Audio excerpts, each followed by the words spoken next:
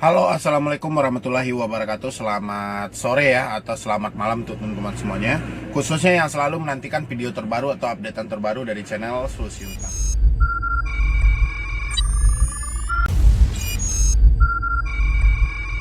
Oke, seperti judul yang saya bikinkan hari ini, yaitu akibat hukum yang diancamkan debt collector ketika kita gagal bayar di pinjol gitu. Jadi karena adanya bahasa hukum, adanya bahasa pasal yang dilanggar, ini yang menjadi suatu ketakutan banget untuk teman-teman semuanya.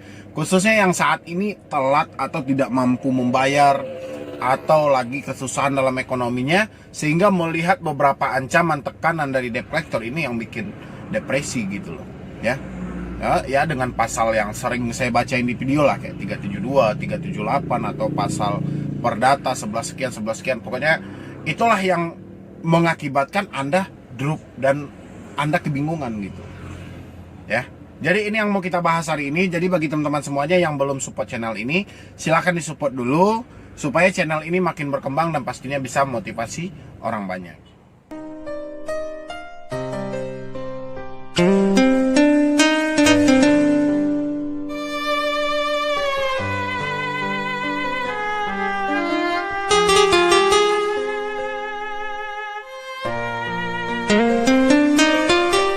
Bilangin ini akibat hukumnya gitu loh, karena debt collector selalu menggunakan bahasa mereka gitu loh. Akan diproses karena hukum, akan diproses karena hukum, akan diproses ke pihak yang berwajib, akan kami proses ke pengadilan, akan kami tuntut dengan pasal sekian gitu loh ya.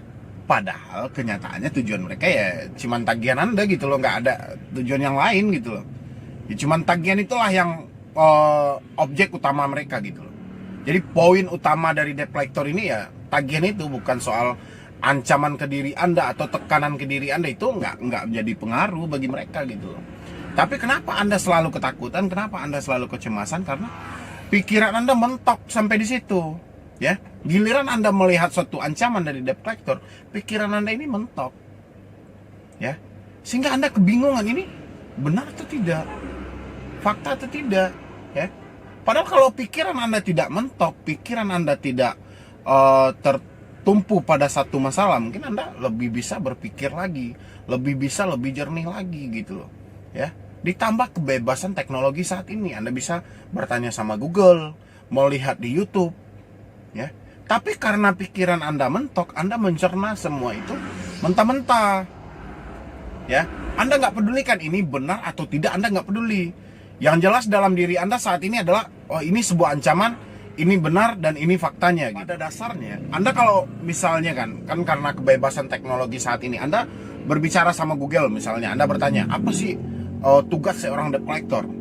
Apa sih undang-undang yang mengatur soal debt collector?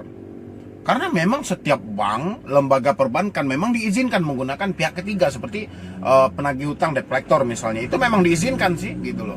Tapi apa-apa aja yang mencakup dari tugas dari debt collector ini? Apakah untuk mengancam orang? Apakah untuk merampas suatu kehormatan orang dengan cara mengintimidasi atau mengumumkan kepada orang banyak gitu loh? Atau mengancam, menekan, atau mempermalukan orang? Apakah ini tugas dari debt collector gitu loh ya? Jadi Anda harus pahami itu dulu. Jangan Anda main ketika Anda diancam, Anda langsung cerna mentah. Habis itu Anda bawakan ke diri Anda, ini benar atau tidak, ini faktanya atau kayak mana gitu loh. Nanti Anda stres sendiri, Anda panik sendiri ya. Makanya Anda harus perbanyak lagi, tambah lagi ilmu Anda itu, perbanyak mencari informasi ya. Ada juga yang bertanya ke saya, Bang, bisa nggak Bang kita menjerat debt collector ini Bang? Ada debt collector dari leasing Bang datang ke saya, tapi ketika saya tidak ada, dia ngajak ribut saya dan mempermalukan saya di tempat umum. Bisa gitu loh ya. Ada pasalnya yang mengatur itu, ada. Kalau Anda pengen tahu pasal yang untuk menjerat debt collector ini, Anda bisa lihat di pasal 310 gitu loh ya. Itu kalau untuk bunyi deliknya Anda silahkan pahami itu. Anda nanti bisa ketik di Google pasal 310 itu bunyinya seperti apa. Anda bisa tuntut debt collector itu dengan pasal itu. Atau pasal 35 gitu. Bisa juga Anda gunakan. Banyak kalau memang secara langsung ketika mereka datang ke rumah, kayak dari leasing atau dari home credit kan sering itu ya, atau dari Akulaku, Kredivo, kan banyak lagi lembaga perbankan ini yang mengunjungi, mendatangkan debt collectornya ke rumah gitu loh. Kalau mereka mempermalukan Anda depan orang banyak, bisa Anda tuntut dengan pasal itu. Ya. Kalau untuk deliknya sendiri, nanti Anda bisa cek di Google pasal 310 seperti apa bunyinya, pasal 335 seperti apa bunyinya gitu. Mengarah nggak dengan yang dilakukan oleh debt collector? Nanti kan ada ureanya di bawah gitu loh. Mengarah nggak dengan yang dilakukan intimidasi oleh debt collector, dipermalukannya Anda? Kalau mengarah, yaudah Anda catat siapa nama debt collectornya, tinggalnya di mana, bekerjanya di mana, yaudah Anda laporkan, bikin laporan. Ya.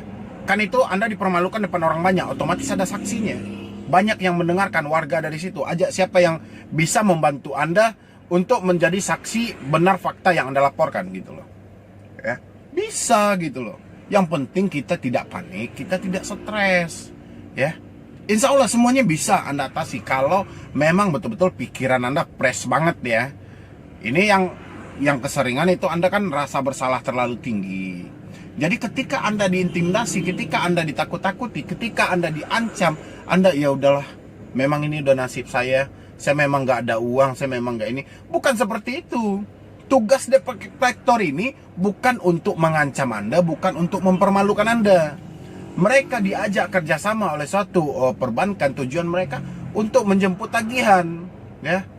Dan berdasarkan dari SOP mereka kayak mana manisnya orang bank ketika berkomunikasi dengan Anda, harusnya debt collector ini mengikuti seperti itu juga. Itu ada kok, ya. Makanya saya bilangin zaman canggih, teknologi berkembang, ya.